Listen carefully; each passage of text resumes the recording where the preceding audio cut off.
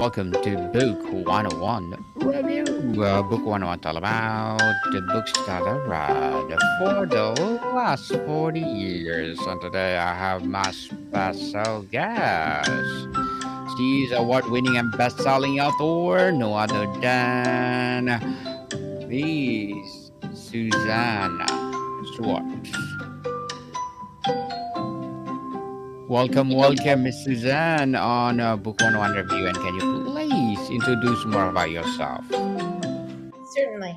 So, as it says, I am a PhD and I in clinical psychology, and I also am a Jungian analyst. And I have written these books with that kind of background, and each of them adds to the other. So I'll just go through them briefly because again, they're all connected. The first Right. book was The Absent Father Effect on Daughters, Father Desire, Father Wounds. And in it, I address the effect on daughters specifically, excuse me, on not having their father. But absence means absent emotionally, physically, psychologically, what that does to daughters, and also a little bit on how fathers might feel as well. One definitely has an effect when the fathers are not there. The world of analysis and psychology has focused mostly on mothers in a way that they're the ones that bring about quite a bit of the problems and the nurturance. What I talk about is the importance of fathers being nurturing, loving, caring, related. The next book was The Imposter Syndrome and the As If Personality in Analytical Psychology. And that one also deals with absence, fathers who are absent, bringing about what we all see quite a bit, a lot on social media, is people putting up a mask or a false front, photoshopping themselves, and not being real. And our world seems to promote the unreality of ourselves to a very sad degree, in the sense of what is truth, what is real, how can we be real in all relationships? Um, the next one was, let's see, right, a Jungian exploration of the Puella archetype. In Jungian psychology, the Puella, and for the man or the male, the puer, are archetypes or general ways of being which accentuate staying young too long and also having this wonderful energy of a child, a youth, creative, innovative, looking to break the envelope, find new ways, really an energy that we all have and hopefully can use through our entire lives. Within this one as well, I deal with fathers, mothers, and also the tendency to mask who we are and what we are about. Our cultures tend to want us to be the same or stay within the safe bounds. And this exploration is a challenge to that and a vote for the creative side of life. The next one is the analytical exploration of love and narcissism. This one also, as all of them actually, include narcissism.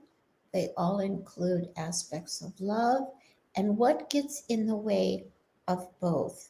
By narcissism here, I mean, like it says in the subtitle, the tragedy of isolation and intimacy.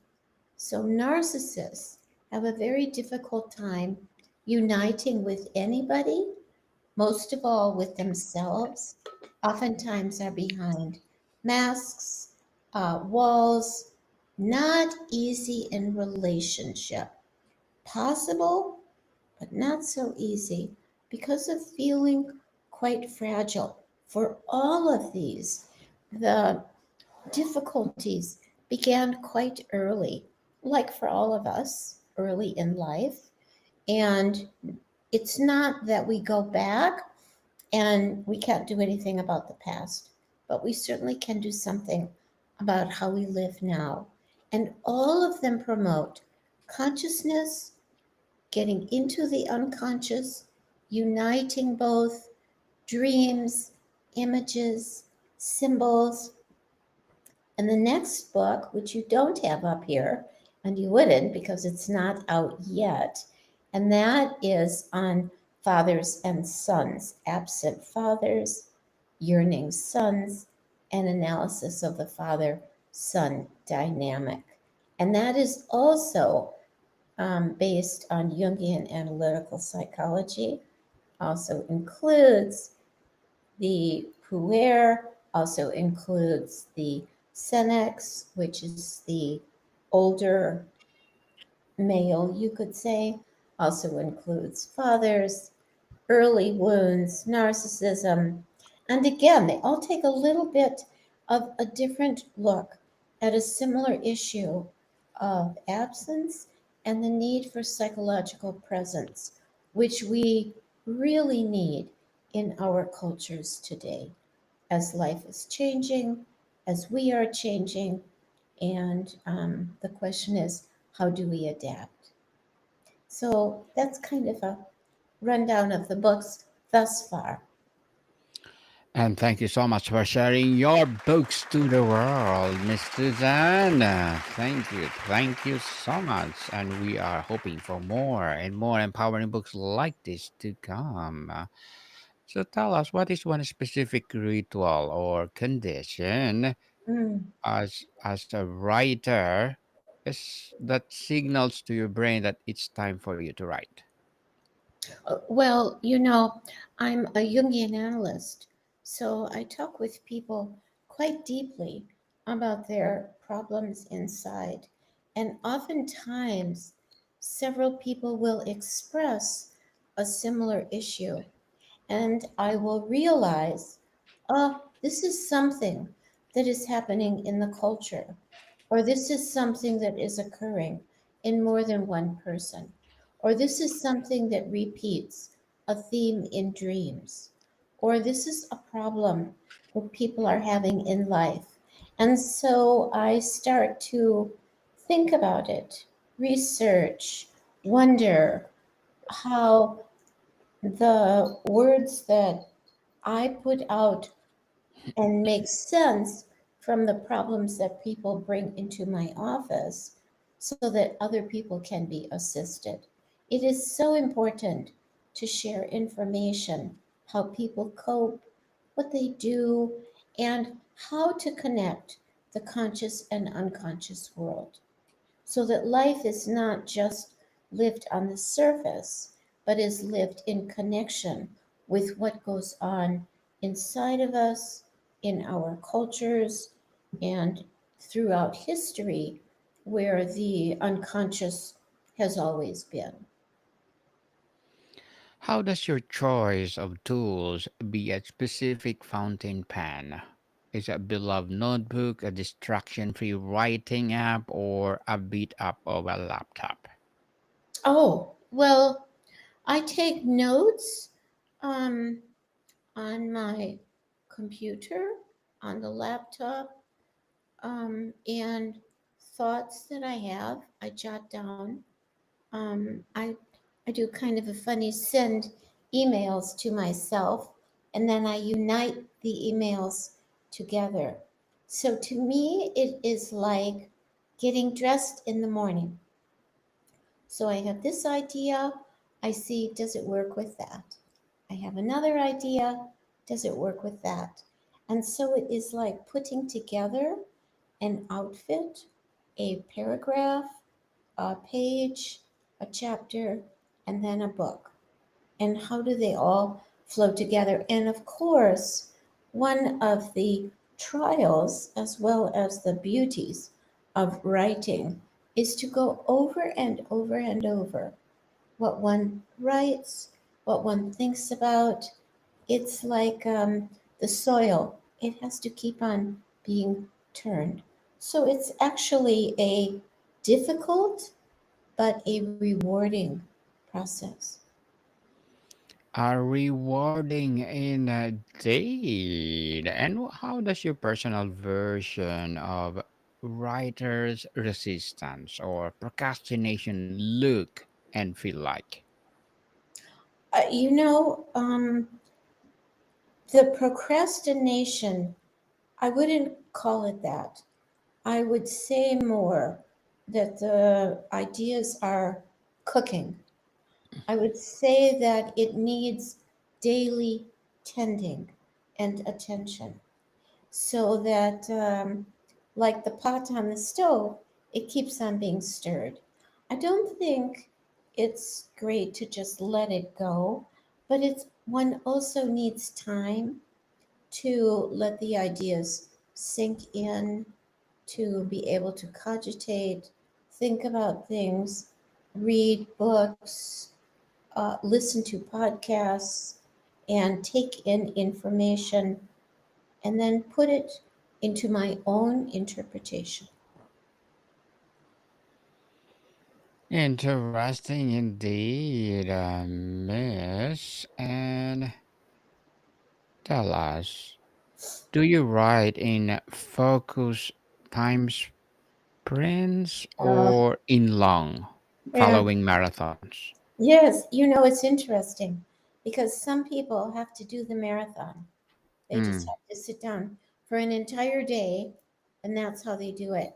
I'm actually more of the sprint, so that somebody says something, I pick up an idea, I read something, I write it down. So I always try to keep it because I know those can fly away. So they're like butterflies. I want to, I want to keep them because the thoughts are fragile. One thinks them and then they kind of go away. So they need to be pinned down. I don't usually sit for a long, long, long time. It's not my style. But people, if they listen to what their style is, they can get down and get completed what they really want to complete and say. Well, interesting style, Miss Suzanne. Now, where and how do you capture the initial fragile sparks of ideas? Mm. Well, as I said, the initial ideas come a great deal from what I hear people are struggling with. And certain ideas strike me as mm, more important. Not they're all important, but they're more what I want to talk about. And so that's really what happens. Again, it's kind of like catching things in the air. And I don't know ahead of time if they will resonate with me. But when they do, I don't question the resonance. I just put it down and realize that this is something to explore. This is a door that I want to open. And this is something I want to learn more about. And again, for me, it's very important that it connects with the conscious and the conscious connects with the unconscious. Miss Suzanne, describe the moment an idea transitions from being a interesting notion to a story you nutshell. Um, well, again, not everything hits me. So when it hits me, a word, an idea, a concept, I will take time to explore it. I have certain authors that I like their interpretation of life. Oftentimes, I will look. at who they also read and who they rely on. So, in other words, it's like a treasure hunt. One leads to one thing, and that leads to another, and they always lead to something interesting to me. I don't feel, when I start to feel this doesn't fit, I don't really pursue it. I pursue the ideas and the concepts that actually fit inside for me and that I feel are relevant for other people to learn about. To learn about. Well, for sure, Miss Susan. And do you maintain an idea? Compose heap, a collection of discard snippets or half form characters and abandoned plots that you Well, can return to fertilize for a new projects. well, yes, absolutely. The characters actually are characters that appear in dreams, they appear in life, and their development oftentimes is going to be different than what I think they're going to be. So, the other thing that I am very aware of is a combination of traits, ideas, concepts that one person might have, another person might have, and I will combine them, put them together, put them together in a different form so that the whoever it is that I'm speaking to is their confidentiality is kept and is honored. There's really no personal material in any of my books. What there is material that a lot of people can identify with, but nothing personal. Nothing personally for sure. And Miss Suzanne, how do you give yourself permission to write a terrible first draft? What specific mantra or mindset shift allows you to silence the inner editor during the initial creative search? The inner editor is always there. So I don't mind that inner editor. Um, for me, again, it's like putting pieces together, awkward at first, more polished as it goes along, more polished as it yet goes along, and then it gets even more polished. And I always know that I'm going to have to read it many more times than I really want to, but I keep that critic and the inner editor around because that one is rather helpful actually. It gives me patience. You have to have patience if you're going to write. If you're going to be too critical of yourself, you're never going to write a word. You'll say it's wrong, it's off, it doesn't make sense. Okay, okay, it doesn't. Go back, make it smoother. That's all. Just accept you have to go back all the time.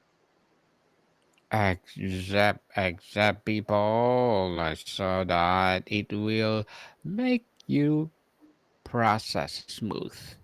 And Yes. how do you move from knowing about a character and to truly inhabiting them, hearing their unique voice in your head as you write their dialogue and actions?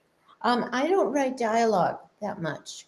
I write much more descriptions of what is going on. So I don't really uh, um, give the flesh to the characters through dialogue.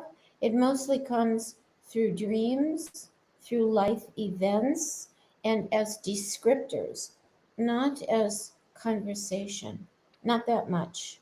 And what I do put in all the books as well is the what happens in the analytic process between myself and that person. Again, without revealing any personal details. but typical scenarios that happen with this kind of a situation or that kind of a situation. So, in a way, I give flesh to the bare bones of the analytic process that happens between us.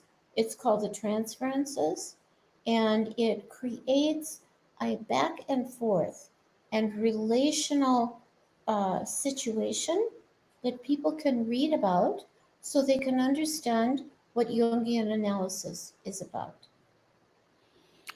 Miss Susan, as an author, what are your short-term and long-term goals? Short term goals are to finish the next book. Long term goals are to finish the next books. So to keep to keep going, because it has become very intriguing to me. The whole process, the learning that I have, hopefully the learning that other people get. And the other thing that it has done, and I think this is part of our world now, it has introduced me to the rest of the world.